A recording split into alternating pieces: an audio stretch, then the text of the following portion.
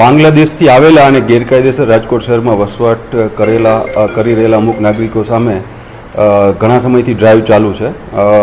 અગાઉ 8 મહિના પહેલાં પણ રાજકોટ શહેર એસઓજી બ્રાન્ચ દ્વારા આવા 34 બાંગ્લાદેશી નાગરિકોને પકડવામાં આવેલ હતા અને તેમને ડિપોર્ટેશનની કામગીરી પણ કરવામાં આવેલ હતી. ઉપરોક્ત ડ્રાઈવના અનુસંધાને રાજકોટ શહેર એસઓજી પીઆઈ SM જાડેજાની ટીમને એક ગુપ્ત બાતમી મળેલી હતી કે રાજકોટ શહેરના આજીડેમ વિસ્તાર તથા કોઠારીયા સોલેન્ડ વિસ્તારમાં અમુક બાંગ્લાદેશી મહિલાઓ 3-4 દિવસથી આવી અને ગેરકાયદેસર વસવાટ કરી રહેલ છે. જેના અનુસંધાને રાજકોટ શહેર એસઓજી ટીમ દ્વારા આ 4 મહિલાઓને રાઉન્ડ અપ કરવામાં આવેલ છે, ડિટેન કરવામાં આવેલ છે અને તેમની સામે કાયદેસરની કાર્યવાહી કરવાની ચાલુ છે.